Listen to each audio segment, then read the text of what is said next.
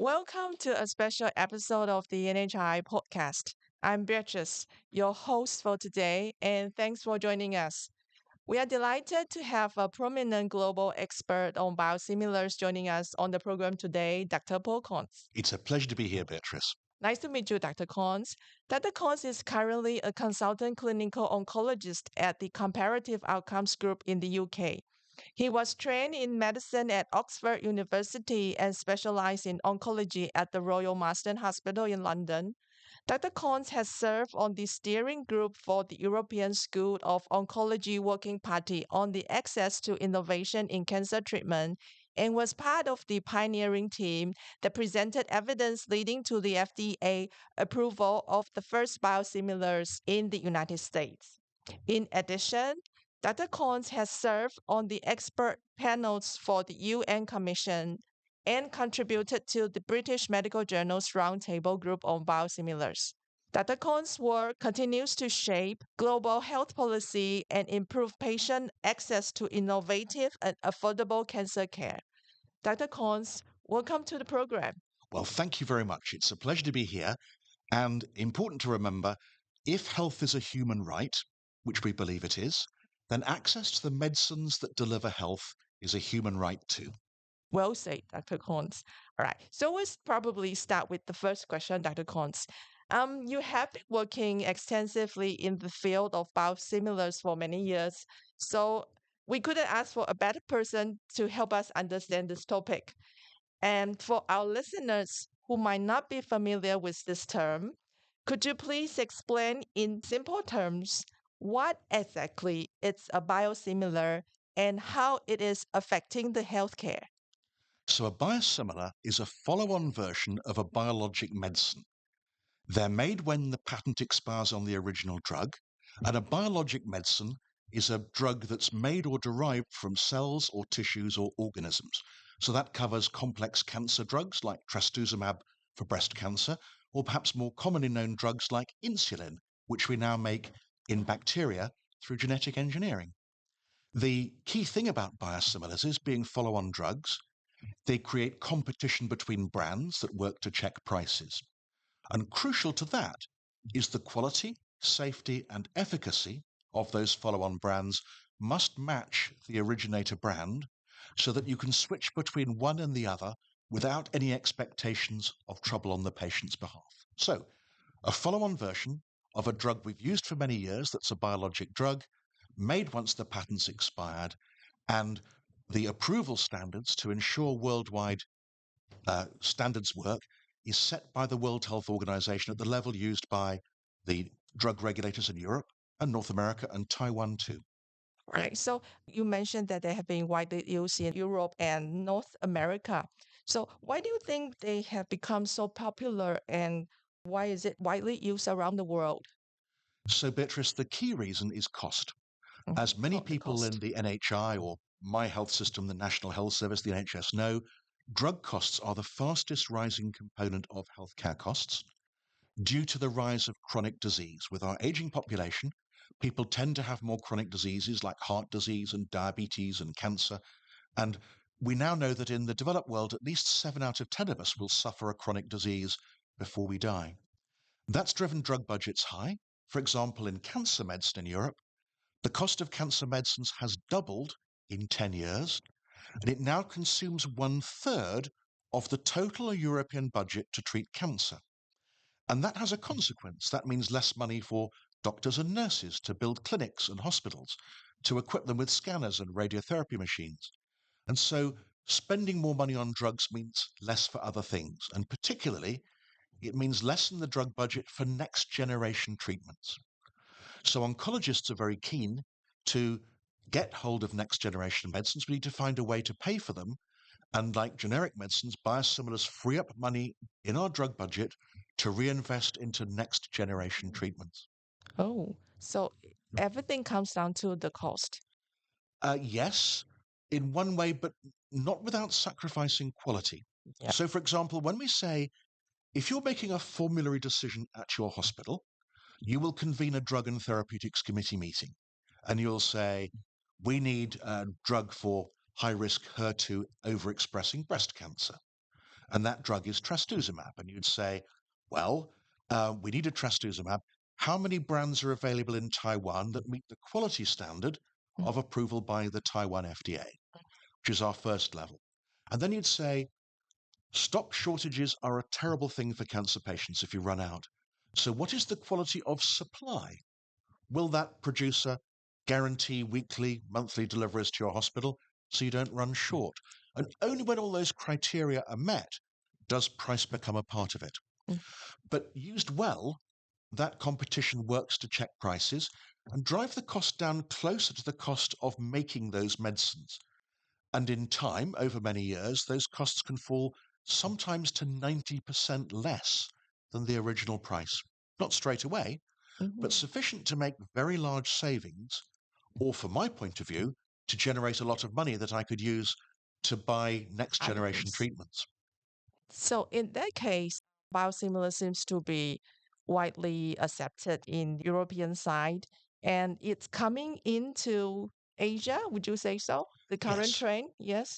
And the reason that it's taken time is because it's taken time for the regulatory standards to move out across the world. Let me explain what your colleagues at the TDFA have to do, because it's a lot of work. These are copies of large biologic molecules, for example, an antibody. And you have to deconstruct the original brand, copy it, and demonstrate that in every meaningful way, it is the same medicine. It shares the same international non-proprietary name, the same expectations for efficacy, safety, and quality. And to do that, your colleagues are running about 100 head-to-head tests of structure and function and immunogenicity. And it takes a very well-resourced regulator like you see in London or Tokyo or Amsterdam or Washington 1 year to do that task, which is the same for a novel medicine. So these are extremely highly technical drugs. The work to ensure their quality is achingly scientifically difficult, but not impossible. So one thing that it's taken time to do is to spread those standards worldwide. And one thing that Taiwan has done, which my country has done, is very sensible. It's followed a WHO program called Recognize and Rely. It says you can rely on trusted co-medicines regulators, and the top-tier regulators that the WHO have identified include London, Amsterdam, Tokyo, Washington, for example.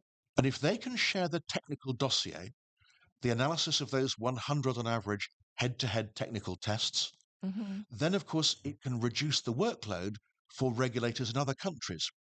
So in my country, when we can use the Recognize and Rely program and use technical dossiers from, for example, America or Japan, we can approve a new drug in 67 days or less, when previously it took 1 year.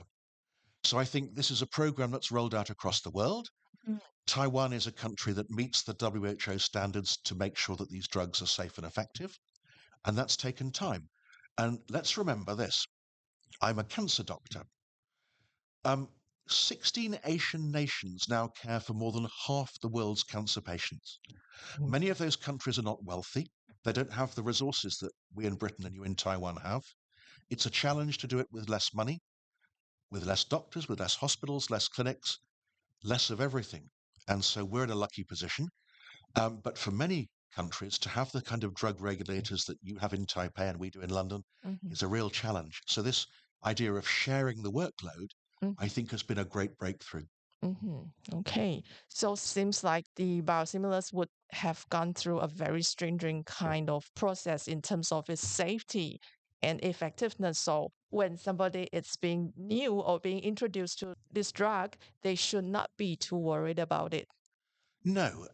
And what I tell doctors is this. Many of us doctors have struggled to understand biosimilars because it's based around very high-tech pharmaceutical science. And you can learn to do that. And I've given lots of lectures about it, and I've worked with regulators. But you can make it simple.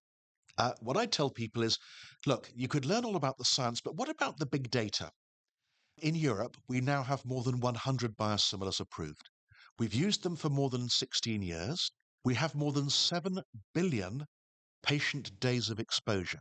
With all that data, we have no evidence that biosimilars have any difference in their quality and their safety and efficacy. So there's two ways to learn about them. One is to learn the big picture. In the real world evidence, this science is working well, or to understand what your clever colleagues at the medicines regulator at the TDFA are doing when they pick apart these molecules and learn all about the structure and function that drives their quality and safety and efficacy. So it sounds like we've been well taken of right at the moment. Yes, so it's a very good stepping stone for what happens next. Once you can trust the medicines, then of course the next step is it's not just having the medicines in your pharmacy that matters, it's using them. Because what we've understood is that there's an inverse relationship between the cost of the medicines and the uptake.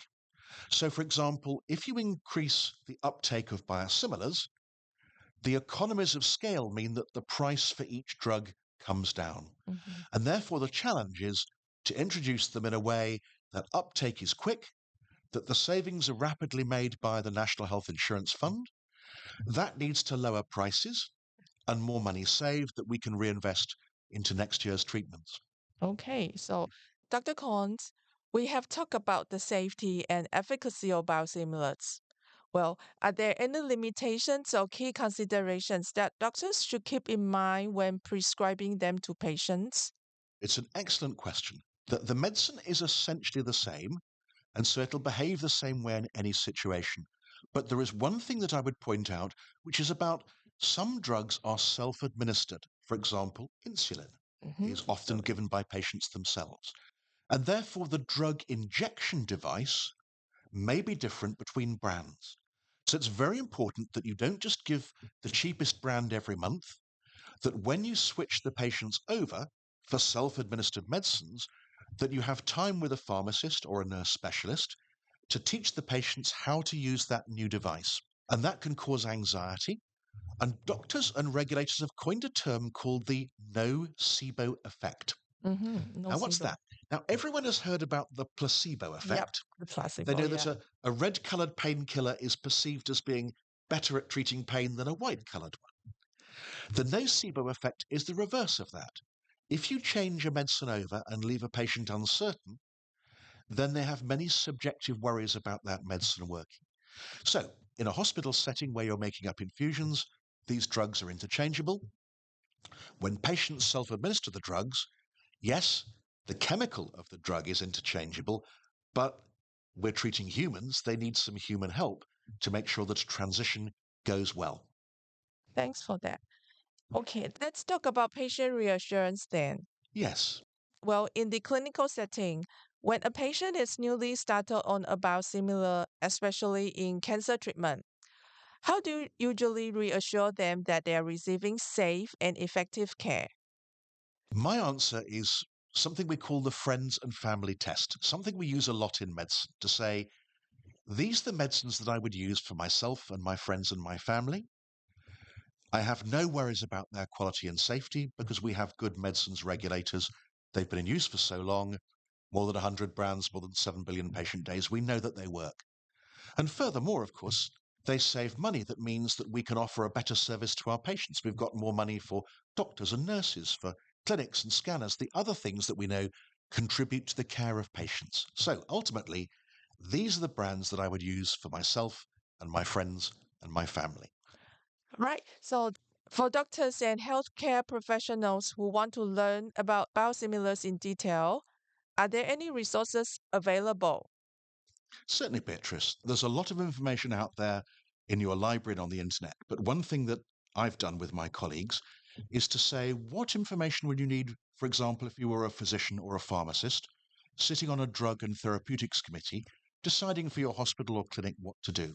So we've produced now the third edition of our book. It's called Fast Facts Biosimilars, A Global Perspective. It's published by Karga. And fortunately, we have it in electronic format that you can download. And the idea is to help you understand what's a biosimilar, what are the kind of tests that TDFA do, what is it you need to talk to patients about, what is it you need to understand about the quality of these medicines to help you choose and use them in your hospitals. And it's about just over 100 pages long, and it links to all the key references that we believe would be useful to you in making those decisions about how to help your patients with this specialty. Okay, thank you so much, Dr. Cornes. We will get that information later and probably post it somewhere in our podcast sessions. All right. Dr. Cornes, thank you so much for walking us through biosimilars. In essence, what is the most important take-home message that you would want our listeners to remember about biosimilars? So the take-home message is this. If you can look, for example, at Britain and Germany and America, you will see that uptake rates for biosimilars in cancer medicine, for example, exceed 70% in all those countries. And that means that we're paying the lowest prices for medicines. In countries where uptake has been only new, it's often low, and they're missing out. And it's a shame to miss out on those benefits that we're already getting. In fact, the World Health Organization had a heads of government meeting in Geneva recently where they said, we're worried that biosimilars are a scientific pharmaceutical success, but an economic failure because the countries that maybe most need biosimilars are the ones least using them. So the take-home message to me is get educated about them, discuss them in your hospital drug and therapeutic committee meetings, and work with the NHI, who've been starting pilot programs to encourage biosimilar use, which we should thoroughly support, because ultimately the benefit will come to everyone. By saving money, we'll have more money for our hospitals, for the staff salaries and the equipment they need to deliver the benefits, for the patients, in terms of the ability to deliver wider services and to afford next generation medicines in the future. Specifically for cancer doctors like me, I'd point to Taiwan's Cancer Drugs Fund initiative. And this aims to produce a budget each year that's going to grow over time to enable patients in Taiwan to access the very latest breakthroughs in cancer medicine. But you probably know these come at a high cost. The ticket price for all the new cancer medicines approved last year in the USA, none of them cost less than $150,000 for a course of treatment. Now that's expensive. And our patients can't wait 10 years to have generic and biosimilar versions. Mm-hmm. But if we can make savings now, we can invest that in Taiwan's Cancer Drugs Fund and make a breakthrough. And how do I know that'll work?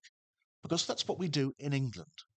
We fund our Cancer Drugs Fund with the savings made from just 10 patent-expired medicines.